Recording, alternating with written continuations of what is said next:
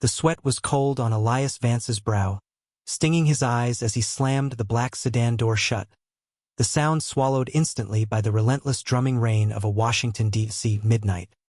He didn't look back at the unmarked SUV idling 50 yards down the deserted residential street. He didn't need to.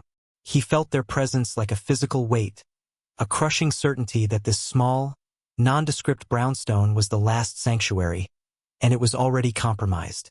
Clutched tight in his left hand was a metal briefcase, not heavy with money, but dense with compressed evidence. The original unredacted audit files of Project Cerberus. These files, smelling faintly of old paper and ozone from the overworked server room they'd been smuggled from, were the detonation trigger for half the financial establishment on K Street. Elias vaulted the short wrought iron fence, the metal biting into his palm through his thin leather gloves, and scrambled up the porch steps, fumbling desperately for the key to his sister's emergency safe house. He was an IRS forensic auditor, mid-40s, usually defined by perfectly pressed shirts and an almost pathological adherence to Section 7206 of the Internal Revenue Code. Tonight, he was just a hunted animal, running on pure, adrenaline-fueled terror distilled from 2 years of uncovering a conspiracy so vast it made organized crime look like petty larceny. He jammed the key into the lock, the cheap metal scraping, the sound echoing too loudly in the sudden, terrifying silence between rain squalls. Don't panic. Breathe. They can't know you have the source documents. The lock finally clicked, a sound of temporary grace. He tumbled inside, kicking the door shut behind him, the deadbolt screaming into place just as the distinct crunch of tires on wet gravel announced their arrival at the curb. The air inside the brownstone was stale, thick with the scent of lavender potpourri and long-ago neglect. Elias didn't bother with the lights. The faint, sickly yellow glow from the street lamps offered enough bruised illumination. He bolted the inner secondary lock, a purely psychological measure, he knew, against federal agents, and immediately dropped the briefcase onto a small antique writing desk. He tore off his tie, the silk suddenly feeling like a garrote, and yanked at his collar. His heart hammered against his ribs, a desperate drumbeat threatening to shatter the facade of the meticulous government operative he used to be. He pressed his forehead against the cool wood of the desk, trying to force his racing mind back to procedure, to logic. The genesis of this nightmare wasn't a high-level directive. It was a single anomaly in Q3 2022 filings from Omnicorp, a sprawling, seemingly unimpeachable defense contractor known for building the nation's most advanced surveillance drones. Elias had been auditing their standard operational expenditures, a tedious, necessary task, when he noticed an impossible series of intercompany transfers routed through a shell entity in the Cayman Islands, ostensibly for offshore consulting fees. It looked like standard tax avoidance at first, the kind of thing he routinely flagged and settled with hefty penalties. But the amounts were staggering, and the paper trail, when he dug deeper past the usual bureaucratic obfuscation, led not just to tax evasion, but to something far more corrosive. A shadow funding mechanism designed to mask illicit political expenditures and foreign influence operations. Omnicorp wasn't just dodging taxes. They were using the difference to buy silence and access, effectively creating a parallel governance structure. His supervisor, Director Helen Albright, a woman whose ambition was only matched by her loyalty to the status quo, had dismissed his initial findings as overzealous analysis. "Elias," she'd said, her voice perfectly modulated, "some clouds are best left unexamined. Focus on the smaller fish." But Elias couldn't. The pattern repeated across multiple sectors: energy, pharmaceuticals, defense, always circling back to the same offshore nexus, always involving figures whose names graced major campaign donor lists. He had started keeping a separate, encrypted log. He had stopped trusting emails. He started meeting sources in dimly lit parking garages, smelling of exhaust fumes and fear. The contents of the briefcase were the culmination. The root server backups from the IRS mainframe, smuggled out byte by byte over 6 months, confirming that the paper trail wasn't just hidden. It had been systematically purged from official digital records by someone with Tier 5 security clearance. A faint, almost imperceptible sound came from the street. The metallic snap of a car door closing, too softly for a routine traffic stop. They were here. They weren't coming with flashing lights and warrants. They were coming with quiet efficiency. The hunters had found the prey. Elias moved instantly. Driven by muscle memory honed in stressful simulations, he never thought he'd apply to his own life. He lifted the briefcase, confirming the latches were secure, and then moved to the adjoining living room. He needed leverage, something that didn't involve direct confrontation with the heavily armed assets he presumed were outside. His sister, Clara, a public defender known for taking unwinnable cases, had provided this bolt hole along with a small, cold comfort, a burner phone and a name. If it ever goes sideways, Eli, call Marcus Thorne. He owes me. He owes us. Marcus Thorne, a disgraced former DOJ prosecutor, now running a boutique crisis management firm that operated in the ethical gray zones between legitimate defense and outright obstruction. Elias despised the idea of relying on a cynical operator, but desperation had burned away his principles. He pulled the heavy velvet curtains shut, plunging the room into deeper gloom, and powered on the burner. The screen flared to life, a beacon of hope and immense risk. He dialed the number Clara had scrawled on a napkin, his thumb hovering over the final digit, watching the reflections of the streetlights dance across the glass of the briefcase.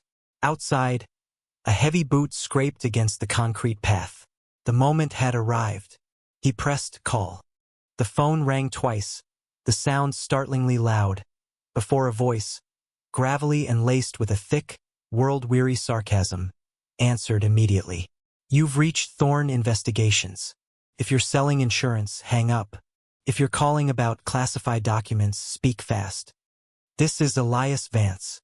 IRS. I have the Cerberus files. They're at my location and I'm compromised. I need extraction now. And a lawyer who isn't on Omnicorp's retainer. There was a beat of silence so profound Elias could hear the frantic, shallow rhythm of his own breathing. Then, Thorne's tone shifted, the cynicism replaced by a sharp, professional focus. Vance, I know who you are, and I know what you're holding. Don't move, don't talk to anyone else. Do you have immediate visual contact? No. But they're outside. They're methodical. Methodical means they want the documents intact, Vance. They don't want a martyr yet. Listen closely. There's a basement access hatch behind the linen closet in the hall. It leads to the old DC storm drain network. It's tight, it's filthy, but it buys you 15 minutes. Go now. Elias didn't question it. He dropped the phone onto the desk, trusting Thorne's instructions, and sprinted toward the narrow hallway. As he fumbled with the closet door, a sudden, heavy thud resonated from the front of the house. They were breaching the door. The wood groaned in protest, a sound of imminent failure. Elias yanked the linen closet open, revealing the small, rusted metal hatch set flush into the floor. He dropped to his knees, tearing at the latch, the briefcase heavy against his side, and then he was plunging into the darkness. The last thing he heard before the world became mud and echoing water was the splintering sound of his front door giving way. The stench was overwhelming. Stagnant water, rust, and the underlying metallic tang of decades of accumulated urban decay. Elias landed hard on a narrow concrete ledge just above the sluggish current. The briefcase was miraculously undamaged. He pulled the hatch shut above him, the sound muffled by the thickness of the access door, and fumbled for the small flashlight he'd had clipped inside his jacket pocket. The beam cut a narrow, trembling swathe through the blackness, revealing a low, vaulted tunnel barely wide enough for a crouching man. He was trapped in the forgotten intestines of the city, running from its clean, illuminated facade. The burner phone, still lying on the desk upstairs, suddenly buzzed violently. A prearranged signal from Thorne. Elias didn't have the phone, but the vibration in his memory confirmed Thorne was sending information. He had to move. He sloshed forward, the cold water soaking through the cuffs of his trousers. Every splash sounded like a gunshot in the confined space. As he navigated the claustrophobic tunnel, his mind raced, not just about survival, but about the nature of the betrayal he had uncovered. Project Cerberus wasn't just about tax fraud. It was the financial backbone of a sophisticated domestic surveillance and influence operation, leveraging taxpayer dollars funneled through shell corporations to control key regulatory bodies, including, chillingly, elements within his own department. The ultimate architect, he suspected, was Senator Alistair Reed, the revered chairman of the Senate Finance Committee, a man whose political persona was built on fiscal responsibility and patriotic austerity. Reed was the gatekeeper. If Reed fell, the entire structure would collapse, taking down titans of industry with him. Elias understood now why they were hunting him so aggressively. They weren't trying to recover lost revenue. They were trying to secure a narrative. He stumbled, catching himself on the slick wall, and forced himself to pause for a crucial 5 minutes to review the evidence in his head, establishing his inventory. File A. Omnicorp's offshore transfers, detailing the $1.2 billion laundered over 4 years. File B.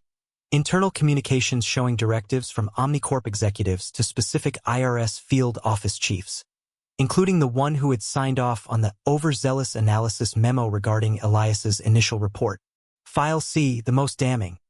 A series of encrypted memos detailing coordinated regulatory rollbacks across 5 federal agencies, all seemingly unconnected, but all benefiting Omnicorp's expansion into private defense contracting overseas. Contracts facilitated by Reed's legislative maneuvering. He needed to transmit the core data, the proof that connected the dots, before they caught him. He reached a junction point, a slightly wider alcove where a rusted ladder led up to a maintenance grate, likely leading out near the tidal basin. He needed a moment of clear air. He pulled out a secondary, hardened USB drive from a hidden compartment in his watch strap, the insurance policy within the insurance policy. If he couldn't reach Thorne, he needed to leave a dead man's switch. He pulled out a disposable encryption key he'd prepared months ago, loaded the critical metadata summary, just enough to start the fire, and prepared to connect it to a public Wi-Fi hotspot he hoped to find topside. Suddenly, a harsh light sliced into the tunnel from behind him. "Vance, stop right there. This is the FBI. We have confirmation of unauthorized document removal from a federal repository." The voice was amplified, authoritative, but Elias recognized the underlying tremor of uncertainty. They were sending the official team now, after the initial cleanup crew failed to retrieve him quietly. Elias knew the FBI would claim jurisdiction and seize the evidence, burying it under layers of national security classification before the real investigation could begin. He scrambled towards the ladder. "You don't have a warrant for these documents, Agent. They are evidence of felony fraud and treason." He yelled back, the echo distorting his voice. "Treason requires intent to aid an enemy. Vance, you are obstructing a federal investigation." Elias reached the ladder, adrenaline surging again. He ignored the shouted threats and began to climb, the damp rungs slick under his grip. He reached the grate and pushed. It wouldn't budge. It was bolted from above. Of course, they anticipated every exit. He looked down just as a tactical team, bulky and shielded, entered the tunnel entrance. They were moving fast. He was trapped between the agents below and the bolted steel above. Then, a sound that cut through the chaos. A sharp, rhythmic tap-tap-tapping from the maintenance grate directly above him. It was not the sound of metal grating. It was a coded signal. Morse code. He strained to listen, translating rapidly. LEFTRIGHTSIDCOPING. The message was cryptic, but it pointed toward a structural weakness, a support beam or an access panel near the grate that he could exploit. He swung his heavy briefcase hard, not at the grate, but at the brickwork immediately to the right of the ladder mounting. The impact jarred his shoulder, but the old mortar cracked. He hit it again, fueled by desperation. The third strike loosened a large section of brickwork, revealing not the outside air, but a small, dark cavity where a defunct ventilation shaft must have been.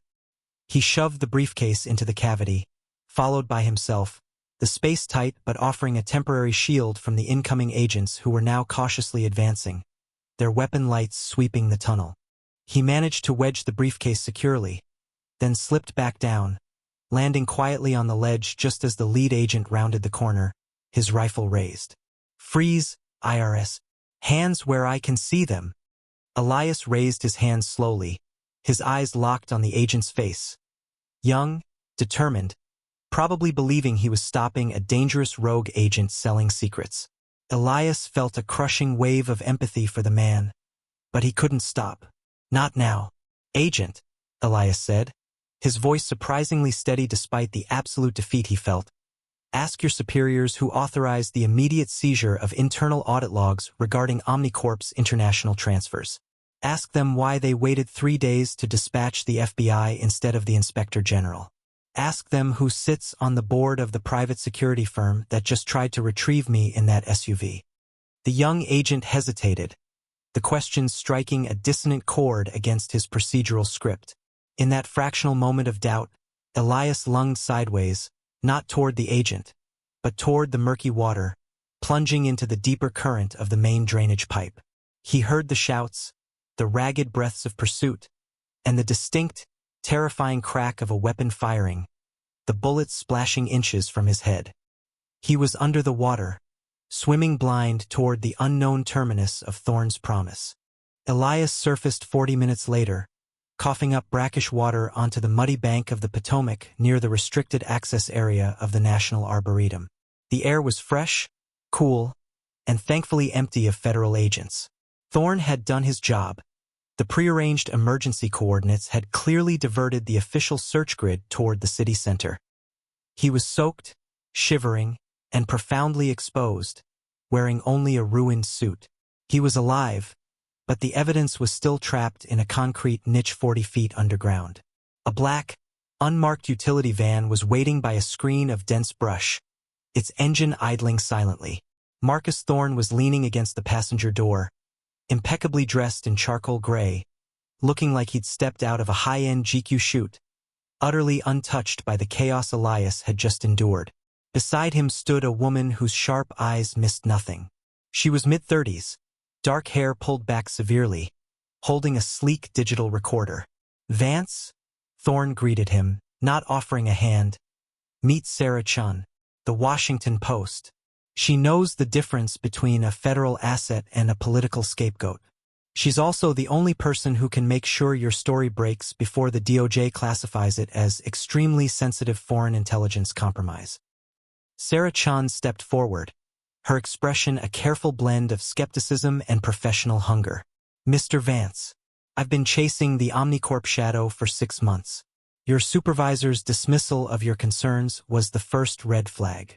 The second was the immediate internal transfer of your audit team to non-sensitive accounting review the morning after you filed your preliminary report." Elias managed a weak nod, trying to conserve what little energy he had left. "It's all detailed in the briefcase. Location: Storm Drain Sector 7 Delta Junction. It has the raw data linking Senator Reed's offshore lobbying arm directly to Omnicorp's manipulated tax shelters." Thorne clicked open a ruggedized satellite phone. "Sarah has the infrastructure to verify your claims anonymously, but we need the material evidence now. The FBI and likely whatever paramilitary wing Omnicorp employs are tracking your digital footprint. We have to assume they've already locked down the IRS systems and are scrubbing the paper copies." "I know," Elias rasped. "I anticipated that. That's why I have the USB drive with the summary.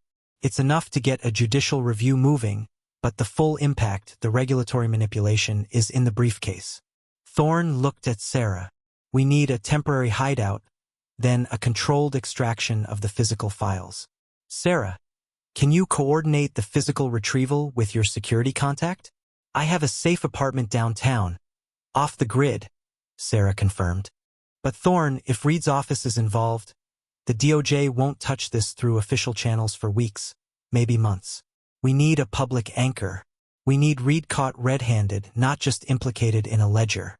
This was the crux of the moral tightrope Elias was walking. He hadn't just committed tax fraud. He had violated oaths, breached security protocols, and stolen government property, albeit to expose far greater crimes. "I need immunity, Marcus. Full transactional immunity for theft of federal property, contingent upon the successful prosecution of those involved in the Cerberus scheme." Thorne permitted himself a thin smile. "That, Vance, is why you call the disgraced prosecutor. I don't negotiate with the DOJ anymore. I present them with a choice: prosecution of an international conspiracy or a federal judge appointing a special counsel to investigate their own negligence. We choose the former. But first, you need to survive the next 48 hours, and you need to look less like a drowned rat. They drove Elias to Sarah's apartment, a sterile, high-tech box in a newly developed high-rise overlooking the monuments, ironically, the very symbols of the government he was fighting. While Sarah prepared a secure line for him to transmit the USB data to her editors, Thorne made calls. Elias caught snippets. Sector 7 Delta needs a specialized cleanup crew, not hazmat. We need to ensure it looks like standard infrastructure failure, not evidence tampering. Yes, high-priority salvage operation. Thorne was already moving to secure the briefcase. He was the fixer, cleaning up the mess Elias had made while simultaneously weaponizing the debris. Elias sat before two monitors Sarah had prepared. On one, he saw the real-time, frantic news cycle, IRS Auditor Elias Vance designated person of interest in major data breach investigation. They had successfully framed him as the perpetrator of the crime, not the whistleblower. On the other screen, he reviewed the raw data summaries he was about to release. The scope was terrifying. Omnicorp had effectively created a dark treasury, using tax loopholes to finance clandestine lobbying campaigns that dictated energy policy, pharmaceutical pricing caps, and even the deployment authorization for certain military assets. Senator Reed wasn't just benefiting.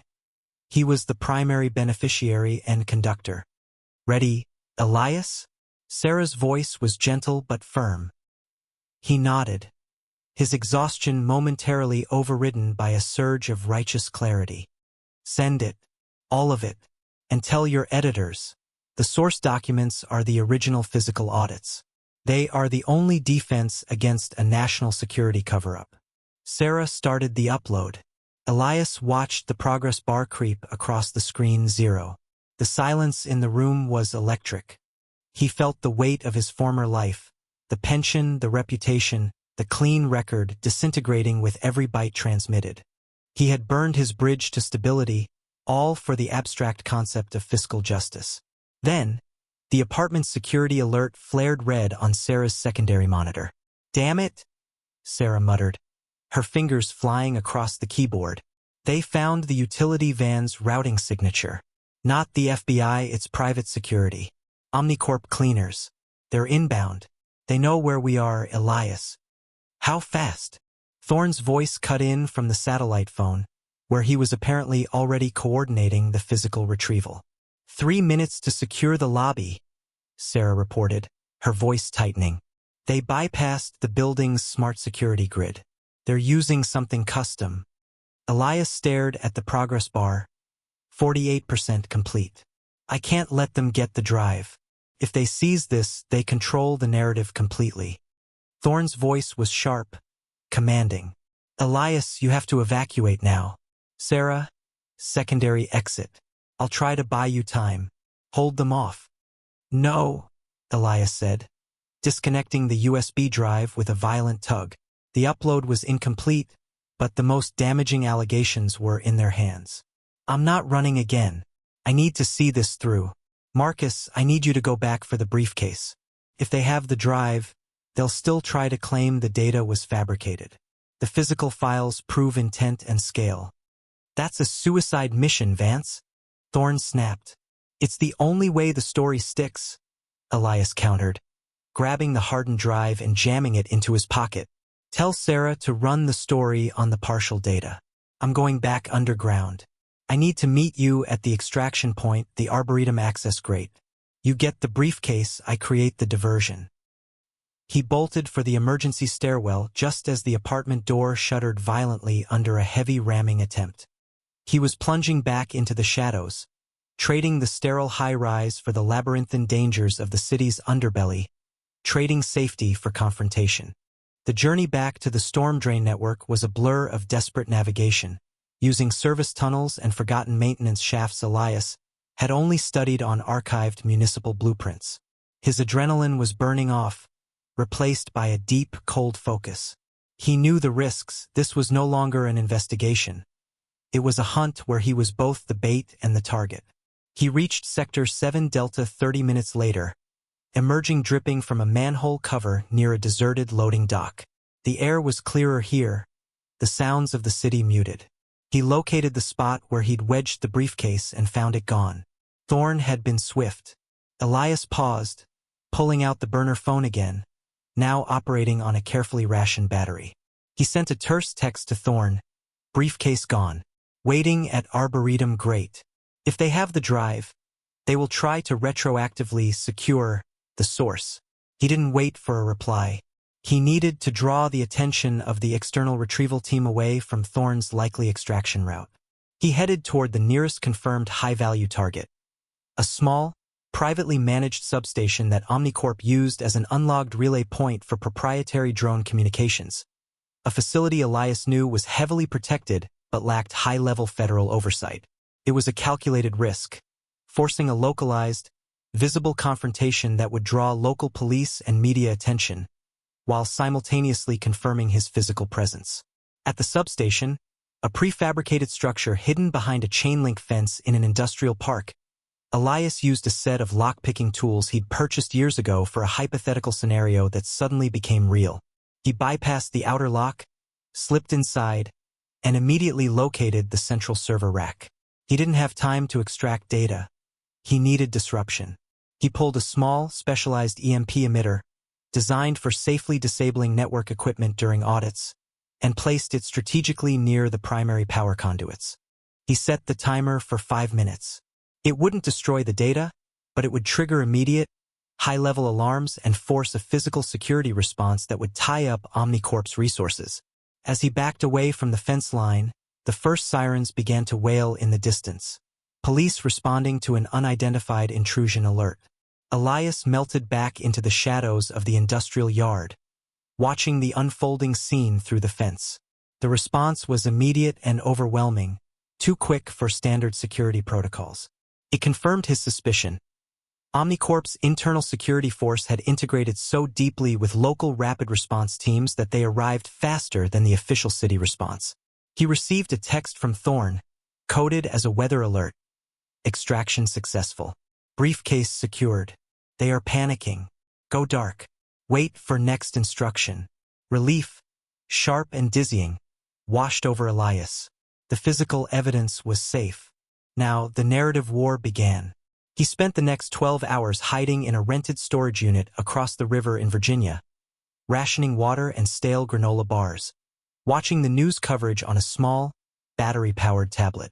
Sarah Chen's story had dropped early that morning, anchored by the partial data set Elias had released. Audit trail suggests billions shifted by defense giant. Senator Reed's office implicated in covert lobbying. The political fallout was immediate and seismic. Senator Reed convened an emergency press conference, his face a mask of indignant fury. He called the claims a vicious, fabricated attack orchestrated by disgruntled former government employees seeking personal enrichment. He vehemently denied any relationship with Omnicorp beyond standard campaign donations, framing the entire affair as a partisan smear orchestrated by his political enemies. Elias watched Reed, recognizing the practiced sincerity. Reed was good, too good, and the narrative was already tilting against Elias. The IRS, under immense pressure from the White House Chief of Staff, a former Omnicorp legal counsel, had issued a statement declaring Vance an unstable operative who had stolen sensitive, unverified data to attempt extortion. Then came the counterpunch.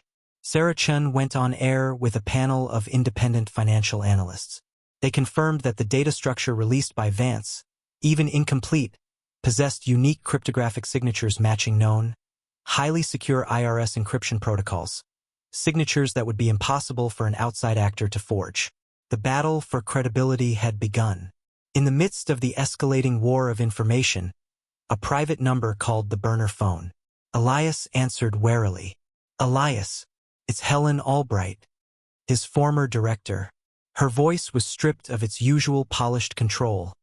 It was tight, desperate. Director, did you enjoy watching the house burn? Elias asked coldly.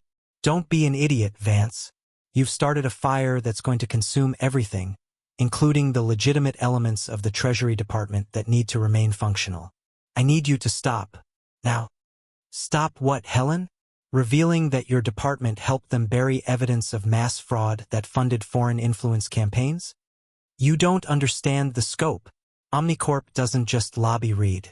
They are the lobbying. They own the regulators, the oversight committees, and yes, they own key people inside Treasury.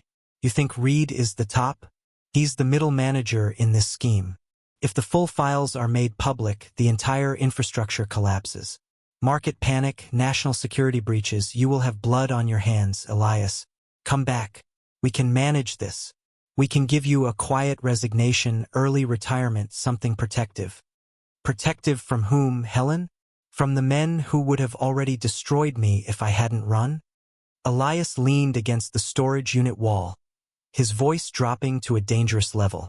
You had the evidence, Director. You chose silence. I chose the truth. I want transactional immunity publicly negotiated, signed by the Attorney General. And I want a personal guarantee of protection for Clara. A long, agonizing silence followed. Elias could hear the sound of heavy breathing on the other end. You've gone too far, Elias. Albright finally whispered, the threat heavy and unmistakable. You think you're holding the cards, but you're sitting on a stack of dynamite, and you've just shown the world where the match is. There is no negotiation anymore. They want the original source, and if they can't get you, they will go after Clara. You have until sunrise to surrender yourself and that USB drive. The line went dead. Elias looked down at the tablet screen displaying Sarah Chen's latest headline. Financial experts confirm. Vance data points to systemic regulatory capture. He couldn't trust Albright. He couldn't trust the DOJ. He had only Thorne, Sarah, and the evidence. He had to force the hand of power, not plead with it. He needed the final confrontation, the moment where the ledger was balanced, regardless of the cost. He texted Thorne again, his plan crystallizing. He was going to give them the final piece of evidence they needed to make the case untouchable. A direct link to the funding of an illegal domestic surveillance program that targeted political opponents, the real heart of Cerberus. And he would do it in the most public forum possible. The opportunity came wrapped in the guise of official summons. Senator Reed, desperate to reclaim the narrative, called for an emergency, closed-door hearing of the Senate Oversight Committee to publicly discredit Elias Vance and classify the released data under the National Security Act. It was a trap, but Elias, through Thorne's expertly managed channels, turned it into a stage. Thorne negotiated Elias's appearance, not as a witness under subpoena, but as an unsecured informant demanding public testimony before the session began, brokered by a friendly, junior senator who owed Thorne a favor and believed in Chen's reporting.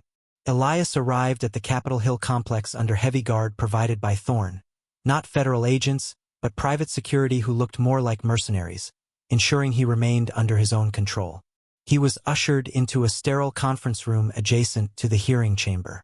Thorne was there, calm and terrifyingly prepared, reviewing final documents with Sarah Chen, who was plugged into a direct secure line with her paper's legal team. Elias, you have 5 minutes on the record before Reed's people move to shut down the proceeding, Thorne murmured, sliding him a single printed page. This is the confirmation of the illegal surveillance contracts, the one funded entirely through the Omnicorp slush fund. It directly implicates Reed's chief of staff, Marcus Bell, in authorizing the acquisition of Stingray-style surveillance tech directed at journalists and opposition figures. Is the physical evidence, the briefcase, secure? Elias asked, his voice tight. Locked in a holding cell managed by a sympathetic, retired federal marshal who works for me, Thorne confirmed. It won't move unless I authorize it. You have to trust me, Elias. You are the decoy. The data is the bomb. Elias felt a chilling moment of clarity. He was sacrificing himself for the truth, a concept he'd always respected academically but never truly lived. When Senator Reed entered the room, his practiced smile faltered slightly upon seeing Elias, alive and present. Reed was accompanied by 2 imposing, silent men who were decidedly not Capitol Police. Mr. Vance, Reed said, his voice dripping false concern. I am sorry you have been led down this dark path. We can help you. Come forward now, hand over whatever spurious data you have fabricated, and we can begin the healing process. Healing. Elias stepped forward, holding the single-page summary of the surveillance contracts. Senator, the healing starts when you admit you used billions in illegally sheltered tax revenue to fund illegal domestic espionage. I'm not here for a settlement, Senator. I'm here to testify. Reed's composure cracked. He barked an order to the imposing men. Secure him. As the two men moved forward, clearly professional operatives, not standard security, Thorne moved with blinding speed. He didn't fight them, he created a diversion. He slammed his briefcase onto the polished table, sending a deafening clang echoing through the room, simultaneously shouting, "Warrant for seized property. I have the registered chain of custody documents for the Omnicorp audit files right here." The momentary distraction was all Elias needed. He shoved past the operatives toward the door leading into the hearing chamber, Sarah Chun grabbing his arm, pulling him along. They burst into the hearing room. It was packed, media, congressional staffers, and the sharp-eyed members of the Oversight Committee. Senator Reed, momentarily stunned, scrambled for his gavel. "Order! Order! This is an unauthorized intrusion!" Reed roared. Elias fought through the press scrum, Sarah Chun projecting her voice over the chaos. "Senator Reed, we have unverified documentation detailing the illegal funding of domestic surveillance programs authorized by your Chief of Staff, Marcus Bell." Reed, trapped by the bright lights and the sudden, chaotic media presence, made the fatal error of engaging Elias directly rather than calling security. "Lies. Fabrications. Vance is a thief who stole classified IRS material. Prove it, Senator," Elias shouted, slamming the single-page summary onto the dais before the committee chair, a staunchly moderate Democrat known for his integrity. "If the data is fabricated, you have nothing to fear from this one page, detailing the use of Omnicorp shell funds to purchase black market signal interception software." The committee chair, sensing the political shift, banged the gavel once, hard. "Senator Reed, I recognize the urgency. Until the validity of this document can be established, this committee is adjourned, but the documents presented by Mr. Vance will be retained by the committee clerk for immediate review under privilege." The declaration froze Reed. The evidence was now physically in the hands of a neutral, powerful congressional body, protected by privilege, making any immediate seizure by the DOJ or Omnicorp's private assets impossible. As the room erupted into pandemonium, Elias felt a sharp, searing pain bloom in his side. He looked down. One of Reed's operatives, having slipped past Thorne's initial blockade, had managed a clean, silent shot with a small-caliber weapon before being tackled by the junior senator's aide. Elias staggered, the single page of evidence fluttering from his numb fingers onto the marble floor. He looked up at Reed, whose face was a map of shocked, naked panic. "It's done, Senator," Elias managed to cough out, tasting copper. He fell heavily, the noise of the chaos suddenly distant, muffled, as if submerged underwater. He saw Sarah Chun scrambling toward him, phone already pressed to her ear. No longer asking questions but demanding emergency response, her professional detachment finally shattered by the violence. He saw Thorne rushing in not to defend him, but to ensure the single piece of paper remained on the dais. Elias awoke to sterile white walls and the rhythmic beeping of monitoring equipment, the cacophony of the Capitol replaced by the low hum of medical machinery. He was alive. The shot had missed his major organs, tearing through muscle and grazing a rib, an injury severe enough to warrant hospitalization but insufficient for immediate fatality. He was in a high-security wing of Walter Reed, courtesy of the committee chair's emergency intervention, a necessary step to ensure his evidence remained untainted by the DOJ cover-up attempts that Thorne had warned about. Marcus Thorne sat beside his bed, looking more tired than Elias had ever seen him, but victorious. "You played it perfectly, Vance. Almost too perfectly. The bullet was messy, but effective staging." "The surveillance documents?" Elias whispered, his throat raw. "They confirmed everything," Thorne said, leaning closer. The committee chair, Senator Hayes, immediately initiated an independent review, bypassing standard DOJ channels. "Sarah broke the story an hour after you were stabilized. It wasn't just tax fraud, Elias. It was a fully operational, privately funded intelligence agency operating within U.S. borders, masking its activities under the guise of Omnicorp's government contracts. Reed is finished. Bell was arrested at his desk this morning. The fallout was massive.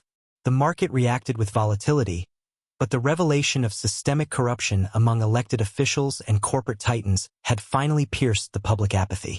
Investigations were launched across multiple federal agencies, the pressure from the public outcry forcing transparency that no internal audit could ever achieve. Elias had won the battle for the truth, but the cost was immediate and personal. He looked at the door, waiting for the inevitable visit from the legal eagles Thorne had arranged. The door opened, and Clara Vance walked in. She was pale, her eyes red-rimmed, but when she saw him, a wave of profound relief washed over her face, quickly followed by fierce anger. "You absolute idiot," she said, moving to his bedside, carefully avoiding the 4 lines. "You didn't tell me you were planning to get shot on live television." "I didn't plan the shooting, Clara." Elias managed a weak smile. "I planned the confession. The rest was just collateral damage." "They're hammering you in the press, Eli," Clara said, taking his hand. "They're offering you a plea deal for reduced sentencing. Plead guilty to the theft of government property, testify fully against Reed, and they drop the higher espionage charges. It's contingent on you admitting you acted alone." "And the transactional immunity agreement we negotiated?" "It's in the hands of Senator Hayes's legal counsel, but it hinges on the full disclosure of the physical evidence," Thorne interjected from the corner. "The DOJ is fighting it tooth and nail. They still want to control the narrative, Elias. They want you to be a rogue actor, not a necessary sacrifice." Elias looked at his sister, then at Thorne, the complex web of loyalty and cynicism that had saved his life. He had achieved the impossible. He had brought down a shadow government structure by exposing its ledger. But he hadn't walked away clean. "I don't care about the label, Clara," Elias said, his voice gaining strength. "I care about the files being real, and the men behind them facing real consequences. If accepting guilt for theft is the price for ensuring those files are used to dismantle Omnicorp's regulatory capture network, then I accept. I stole paper to save the integrity of the law." He looked at Thorne. "Get the final agreement ratified. I'll sign whatever keeps the briefcase out of their hands until the full scope is made public." Thorne nodded, a rare sign of deep respect passing over his face. "Consider it done, Vance. You've earned yourself a very complicated future." Days later, Elias Vance was formally charged, the initial euphoria of the national reckoning settling into the slow, grinding machinery of indictments and depositions. He accepted the plea deal, trading his freedom for the certainty that the corruption he had unearthed would be scrubbed from the highest levels of government. His final conversation with Sarah Chun took place in a secure holding area just before he was processed. "We got them, Elias," she said, her voice filled with exhausted triumph. "Omnicorp stock is in freefall. Investigations are opening in 3 other countries based on the Cerberus data trail. You forced the light where everyone else insisted on darkness." "The light always has a cost, Sarah," Elias replied, looking out the small, reinforced window at the indifferent D.C. skyline. He thought of his years in the quiet rooms, chasing numbers, and the violent, terrifying week that redefined his understanding of patriotism. "I traded my name for the truth. I hope it was worth the exchange rate." Sarah didn't offer empty platitudes. She simply laid a copy of the next morning's front page on the metal table. The headline, stark and black against the white, read, "The Ledger of Lies: How One Man's Audit Unraveled a Cabal." Beneath it, a smaller, somber headline, "Vance pleads guilty to theft, cooperation expected to lead to historic prosecutions." As the guards escorted him away, Elias Vance felt no fear, only a profound, hollow peace. The shadows that had pursued him through the tunnels had been forced into the glare of public scrutiny, and though he would pay the price for his audacity, the indelible mark of the truth remained etched in the foundation of the very system he had once believed was incorruptible. The cost of courage was often solitude, but in that solitude, he found the quiet satisfaction of a debt finally paid.